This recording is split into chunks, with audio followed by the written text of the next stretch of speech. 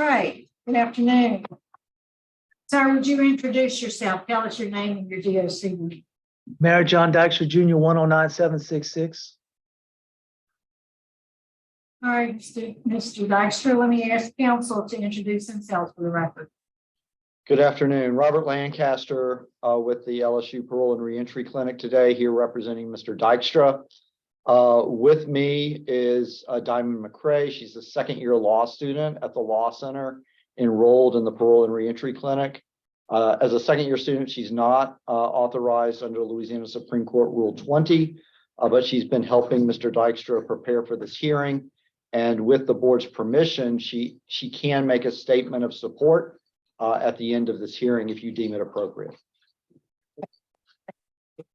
So Mr. Dykstra, your case has been assigned to me, so we'll just go ahead and get started. Let me just acknowledge here in support, you have the parole project. We also have your brother, Patrick, the chaplain, Reginald Watts, and your mother's also joined us, Ms. Espinosa. So you're here this afternoon, Mr. Dykstra, commutation of your sentence, and you were sentenced in Iberia Parish in March to life for a second-degree murder conviction. Is that correct? Yes, ma'am. So tell us, how old are you, sir? 58, And how long have you been in jail? 38 years and 5 months. So that would make you how old at the time of your crime? 19. Age 19. And I think I understand that the Mr. Hebert, Patrick Hebert, the victim in this case, was 61 years of age. Yes, ma'am. And tell us what happened. We were roommates. He allowed me to stay with him in a 2-bedroom trailer, one on each end, the dining room and the living room, and the kitchen was in the middle. I have been staying with him a couple months. The day of the homicide, I went to see my fiance because she was going to New Orleans to go spend the weekend with her brother who was going to dental school. And after I seen her, we went stopped off at Freeman's, got a couple videos of movies to look at. We got us some beer, a couple 6-packs. We came in, we started watching the movie. We watched the movie Tank, was sipping on some beers. He said he wanted to go to sleep. He went in his room. I went, sat outside for a while, just thinking to myself, just drinking, being kind of lost in my own little world. I went back in and I watched the next movie. And after I watched that movie, I was like, I need to get out of here. So I went and woke him up. I told him I wanted to leave and I needed some money to leave. I wanted to get out of there. So he wrote me out a check. I don't remember what it was for. I don't remember if it was 200 or 400. And he wanted to tell me I'd have to pay him back. We went to fussing and arguing. I went in the kitchen. I got a knife. I went in the room and I attacked him. Afterwards, when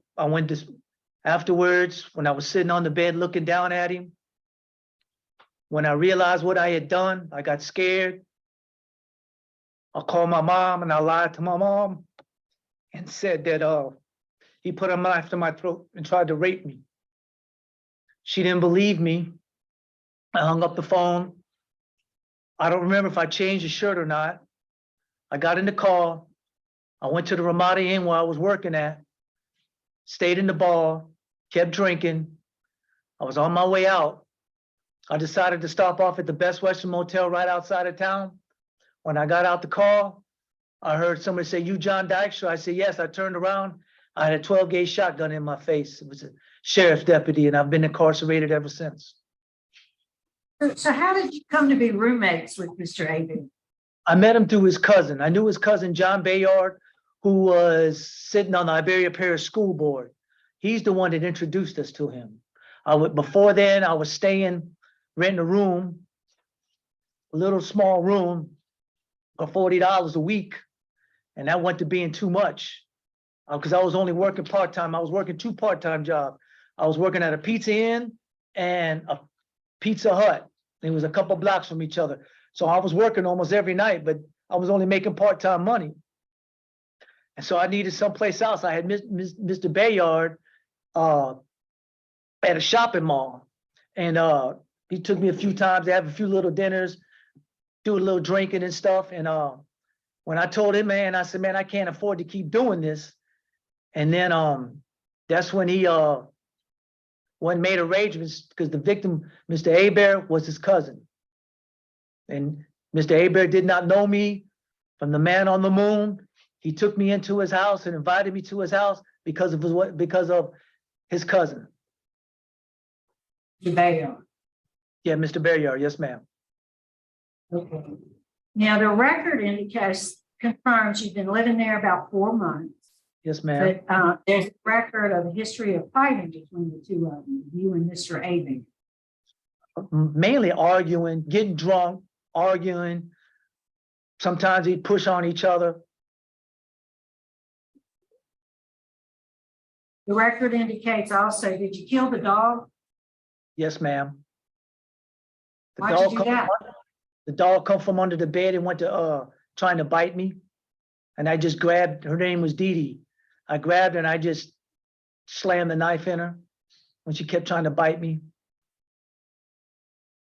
Were you on probation at the time of this murder? Yes, ma'am. I was on probation for burglary in the state of Michigan. Michigan.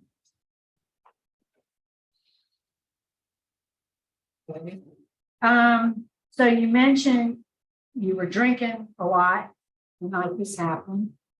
And the record indicates you started drinking at a very, very early age. How old were you? About 10, 11 years old. I used to, my father used to keep a little bourbon, little Jim Beam and that type of stuff up in the cabinet. And I used to sneak up in there and I'd get a little bit and replace it with a little tea and then go outside or go upstairs to my room. Or whenever he'd have his friends over and stuff, they would sit down and they'd play pinochle and everything, my parents. And they used to call me in there, go get us some beers. And I'd go bring them a beer and I'd take one for myself and go upstairs or go outside and drink it. So it was just a mixture of hard liquor, beer, and whatever was available. Yes, ma'am. And the night this happened, what had you been drinking? You mentioned beer. Beer? Yes, ma'am. How much I didn't hear you. Excuse me? how much do you believe you had consumed before the murder? I know you went out and still continued your drinking, but before this happened, how much had you drank? At least a 6-pack. Maybe somewhere around a 6-pack. I can't remember precisely, but I know it was just more than 1 or 2 because I watched 2 movies and sat outside by myself. And you were from a military family? Yes, ma'am. My father was in the Navy for 20 years. I noticed that you, as a juvenile, as a kid, you stole a motorcycle in Texas. Yes, ma'am. And that was in or near a military base as well. Yes, it was on the air station in Corpus Christi. And then in Leesville, I see a criminal damage to property. Yes, ma'am. I think it was a misdemeanor. My brother Pat got into a fight with a little next door neighbor, and they ran across the yard. I went over there with him, and Pat got mad at him and picked up some type of rock and throwed it. He had one of them stand-up pools where you build a deck around it, and he ran behind the pool and Pat threw the rock at him. I didn't see nothing to it. We went back in the house, came up back in our yard and went back in the house. And a little while later, the police come and said that that Pat had thrown the rock and it cut the pool and all the water drained out. And the father wanted somebody arrested. Well, because Pat was under 10 years old, they was going to arrest my father. So I told him, I said, no, I was with Pat. I was 17 at the time. I said, no, my father wasn't there. I was with him. And so they took me to jail for that. So tell us what was it like being raised in a military family? You moved a lot, I suppose. Well, yeah, you basically stayed the station anywhere between 3 to 5 years. You go, a lot of time we were bust off base to go to public schools.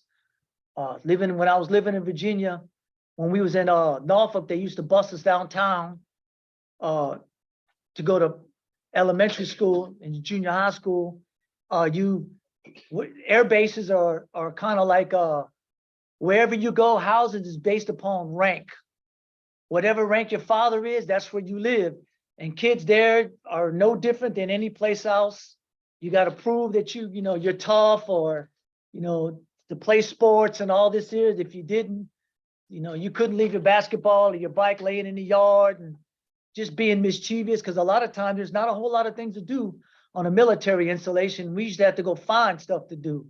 So you get used to being comfortable in one spot, and then you get it and you got to start all over again. So you never really get used to permanent relation. I don't know what it's like to grow up in the same place, to go to the same school and have lifelong friends. I never had it. You just made friends when you touched down. So let's talk about what you have done to address your addiction since you've been in jail. I've taken substance abuse twice. The first time I took it with Miss Valerie Oliver. I took it, I think the first time in like 2002, 2003, somewhere around in there. And then they come along in the institution, revamped the mental health department and created what they call the risk management system. And they said that the program that I had taken, even though she was a licensed counselor, did not fit the risk management program. So I had to take it a second time up under Miss Marcia Booker. And Miss Valerie neither one of them did the 12 steps, but they adhered to the Serenity Prayer. So they gave us a lot of videos. We talked about our childhood. We talked about why do we think we came down the road what we did. They showed us different material and programming about what drugs and alcohol, what kind of physical and physiological effects it can have on you, why certain types of drugs are physically addictive and the others are just psychologically addictive. So did you do drugs also? Or just alcohol? I tried coke and heroin when I was 14, 15. I didn't like it. Smoked a little marijuana. Mainly for me, it was just mainly drinking. So what did you learn? Tell us your takeaway from the risk management program. What did you learn about you? Those type of programmings ask you to do a lot of self-reflection. And I learned that I was running from responsibility, that I didn't have good communication skills with people. I didn't know how to express myself, and that I was using mainly alcohol to escape reality. I didn't know how to deal with problems. And then I was reckless, impulsive. I would make decisions based in the moment on what I thought was fun. And I used to like to watch movies like Fast Punk Times at Ridgemont High and Animal House. And I thought the Wild Sorority Party, I thought that was fun. And I thought that was a good time. And then and so that's what I embraced. And I thought to have a good time, I thought you had to drink. And I began to understand that the drinking just did not but mask the problems. The drinking did not solve any type of problems. I remember one time I woke up in a sugarcane field with my eye closed and my lip fat, and to this day, I don't know how I got there. One time I woke up in my best friend's car in the front seat, and he was in my bed, and that was the worst hangover I ever had. And I think about things like that, and I'm like, that's not fun, and that's not cool. But when I was a teenager, I thought that was cool. And I learned that drinking and drugs, they do not solve problems.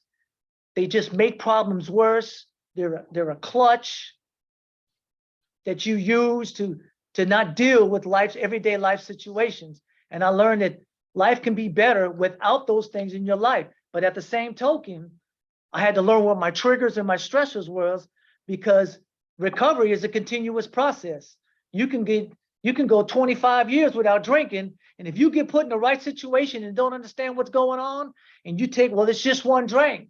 Well, that one drink will eventually lead to another drink, will eventually lead to another drink. And before you know it, you're caught right back up in the same cycle. So I know that I have to always guard myself with understanding that I got to continuously try to stay in recovery. So that's what I'm trying to get at. What, obviously you've given it some thought. So for the rest of your life, what is your plan, no matter where you're at, to stay in recovery? Well, I mean, I know I'm heavily involved in the church, and that's where I want to stay for the remainder of my life.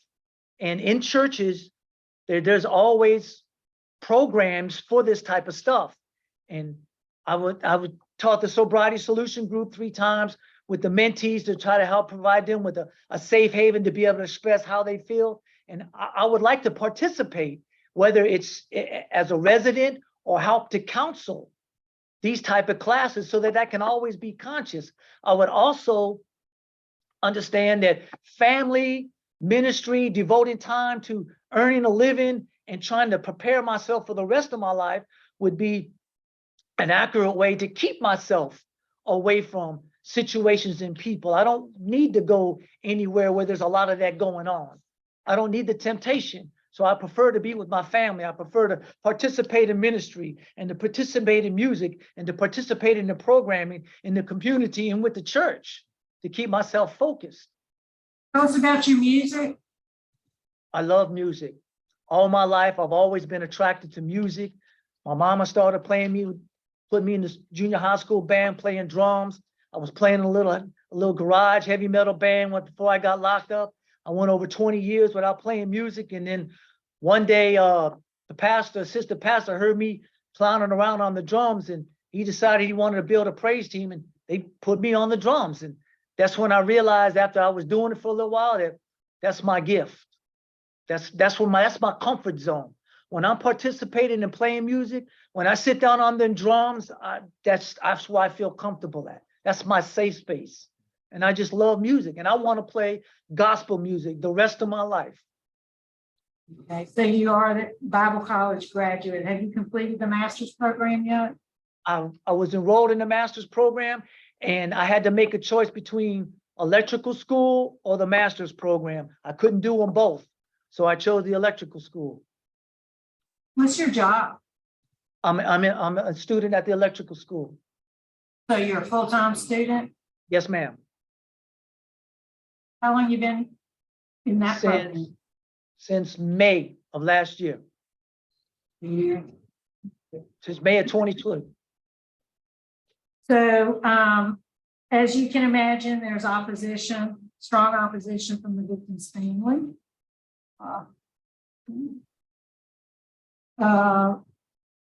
If you could speak to the victim's family, what would you say? I know the pat answer was doing me to say I'm sorry, but I would ask for forgiveness. His sister, Aubrey, Ms. Aubrey, that woman was nice to me. She washed my clothes a few times. She invited me to her dinner table. I went shopping with her quite a few times so I could carry her bags. And I know I deeply hurt that woman. I betrayed her trust and her loyalty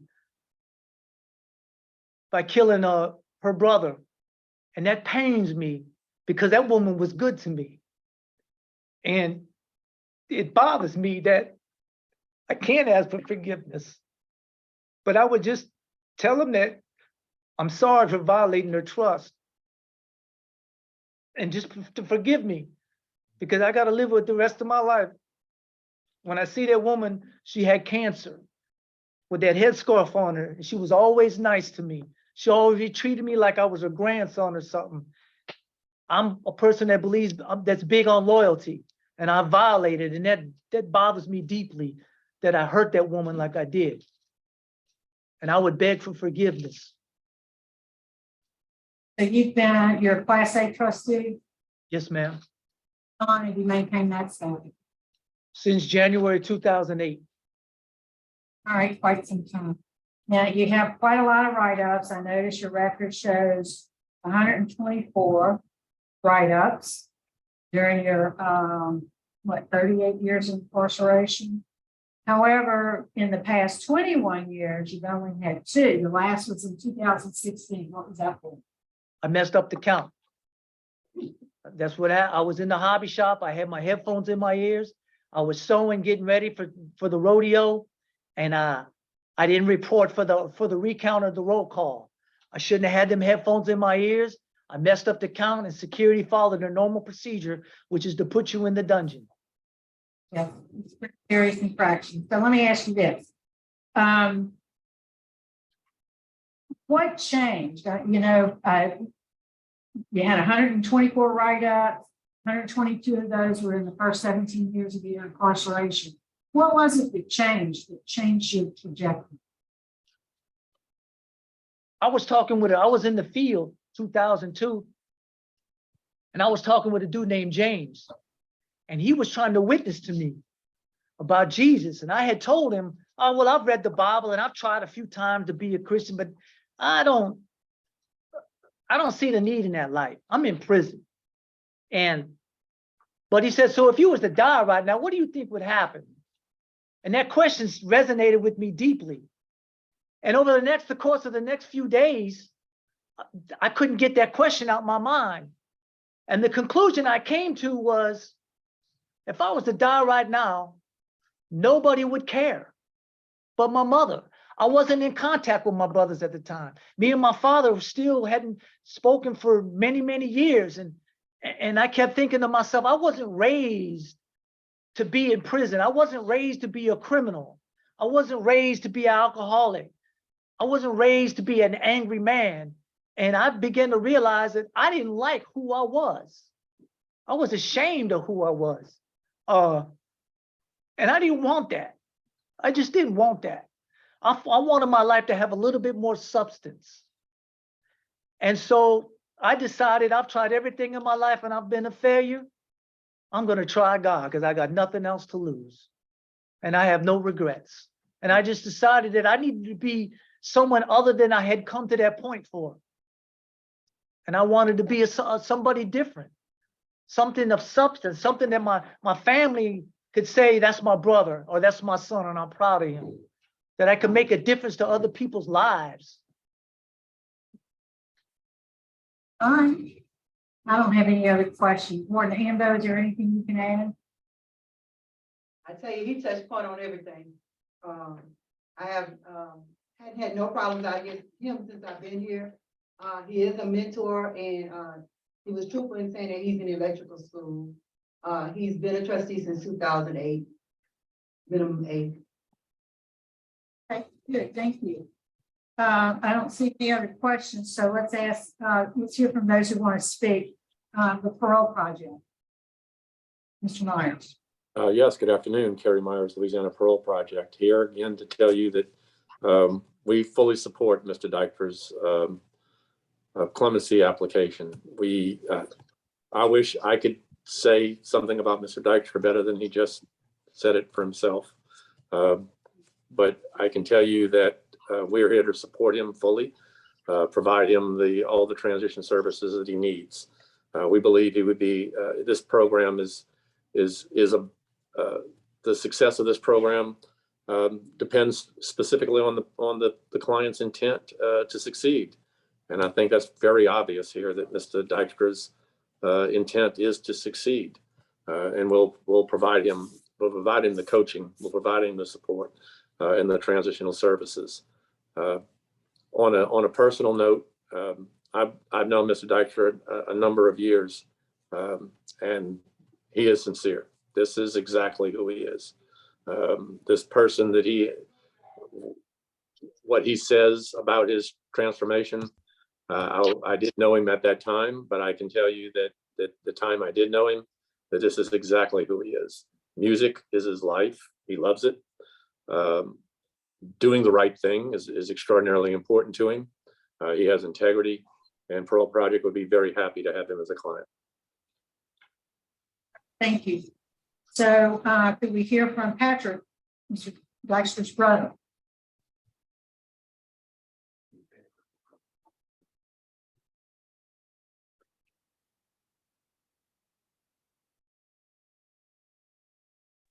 Hello, can you hear me?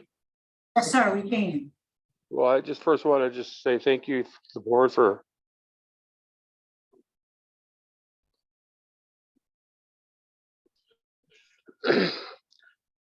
for letting me speak. In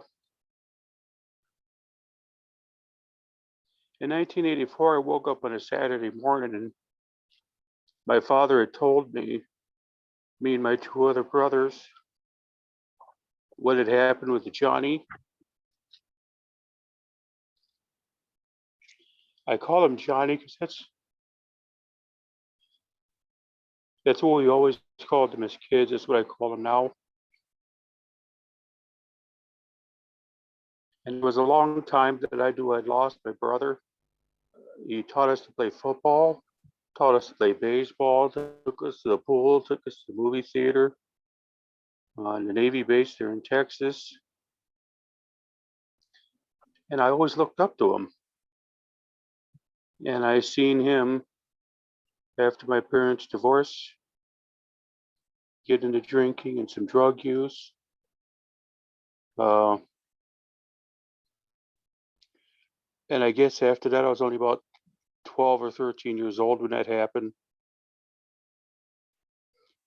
And for a long time, I was angry with him. And God softened my heart. He had reconciled his relationship with my dad. And I started reconciling my relationship with him because I'm a Christian as well.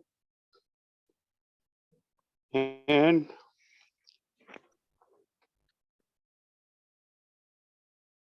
I respect him and I look up to him now.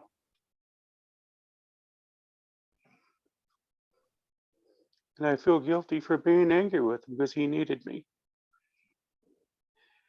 And I see who he is now, and I'm just so proud of him. And I'll do whatever it takes. Let him live with me. Buy him a cell phone if he needs one. The place where I work, they hire people with criminal backgrounds, and I've already talked to them about it. You know, they pay pretty good. They pay $20 an hour plus benefits. I'll do anything I can to help his transition. And I know from what I heard him say about Pat,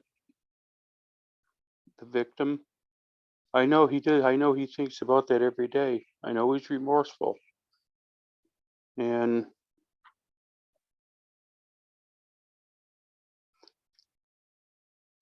I just thank God he's my brother.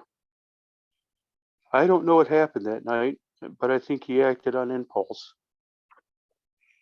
And I know he's taking the anger management classes. And I know he's taken the counseling that he needs, and I know he's done the work. But most importantly, I think he's built his passions and his things in life that he wants to do. And I think that's what he intends to live for, and I think that's what he wants to live for. And I don't think he's behaved himself just these past 20 years just as a con or means to get out of prison, because I know he told me one time he does it so he can glorify God. And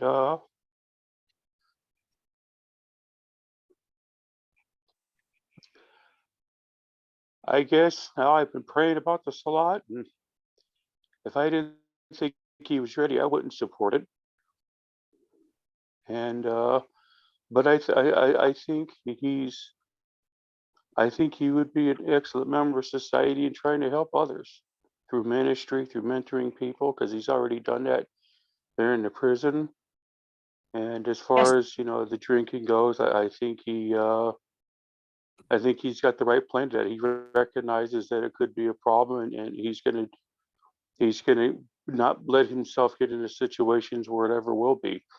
And he knows how to get the help, and he knows how to do the work to prevent it from happening. Yes, sir. Thank you, sir, for your input. We appreciate it. All right, can we hear from the chaplain, Reginald?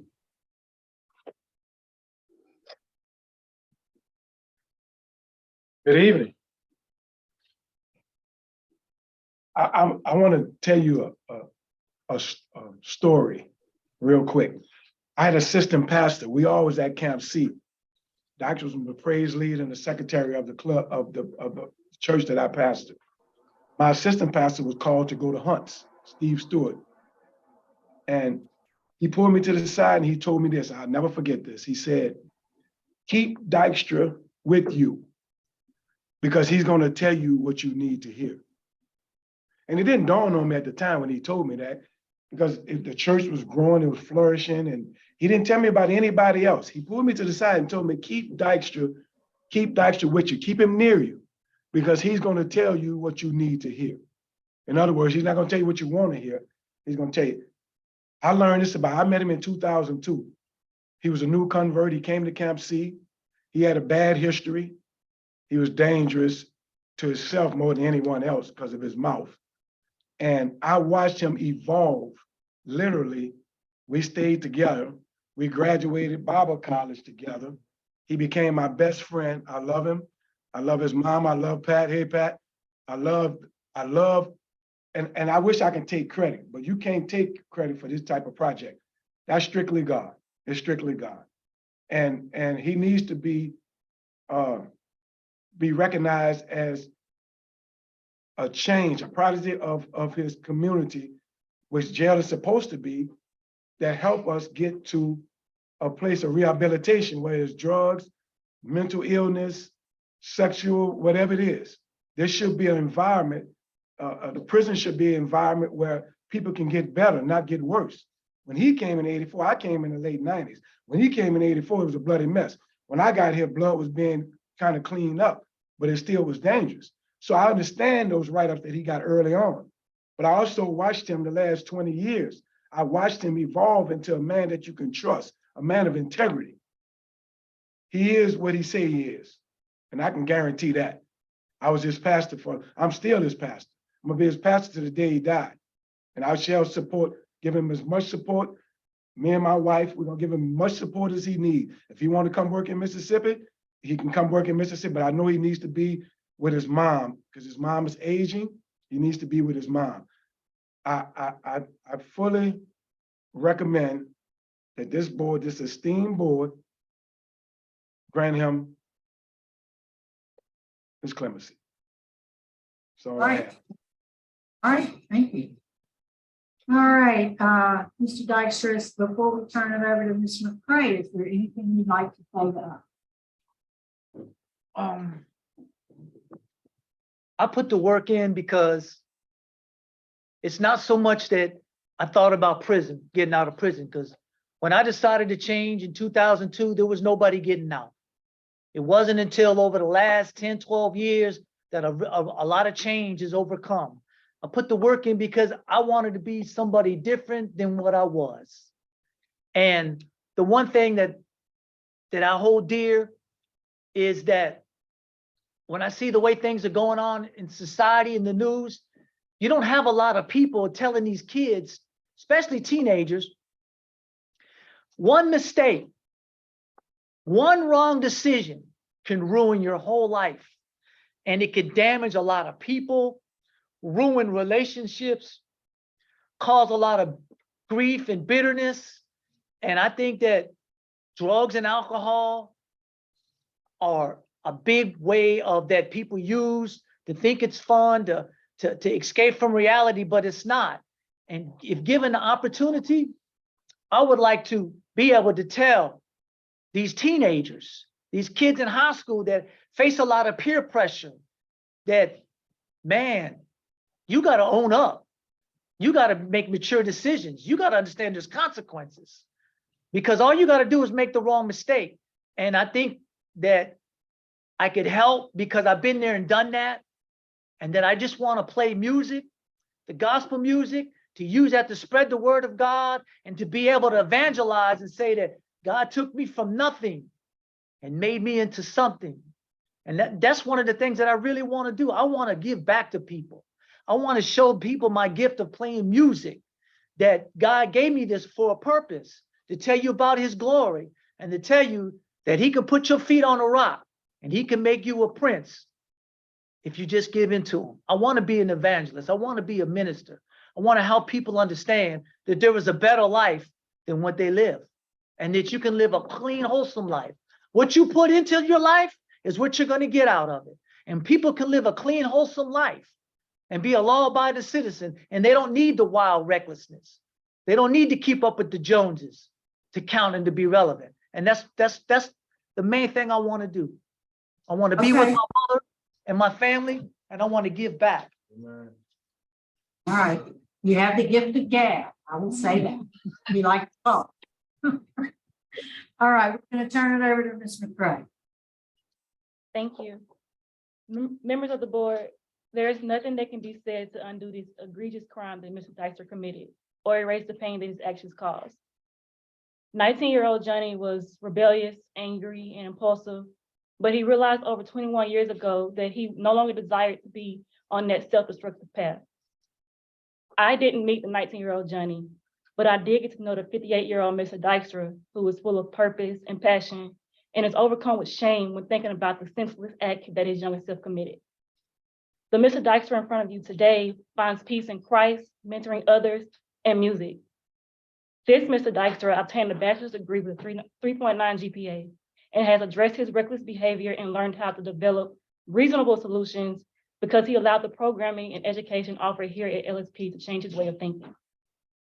Mr. Dykstra now knows that younger Johnny was using alcohol as a crutch for unaddressed traumas.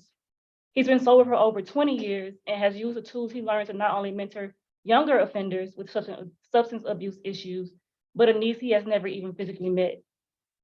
This Mr. Dykstra shook hands with the governor, an opportunity that presented itself because he was trusted to go outside these gates and share his gift of music to spread joy. Not only has he naturally matured out of crime, but his recidivism rate is substantially low due to him taking full advantage of programming offered to him. A person can come into and leave prison labeled as bad, but Mr. Dykstra is an example that change can happen. The man sitting before you today is not the same teenager he was in 1984. If granted clemency and release, Mr. Dykstra will be an example of the moral rehabilitation that takes place at LSP. Mr. Dykstra has a viable reentry plan and has the full support of the parole project and his family. He has prepared himself for a life after release and will be a law-abiding, productive member of society. For these reasons, I respectfully ask you all to look at the efforts of the man here today and vote in favor of granting Mr. Dykstra clemency by commuting his life sentence to a term of 70 years. Thank you for your time and consideration. Thank you. I think we are prepared to vote, and I'll be voting first. You know, I was a little concerned, Mr. Dykstra, about your responses to your plan for sobriety. You know, you realize, you did say and acknowledge that you realize that you're going to be in recovery for the rest of your life. I didn't hear you articulate a real firm plan to maintain sobriety. I think you need to work on that plan a little bit. You know, I as I review your record, I think your record, while it was not a good record in your early years of incarceration, the record today demonstrates that you are a changed person. You've been a Class A trustee since 2008. You've done some community service there within your prison setting.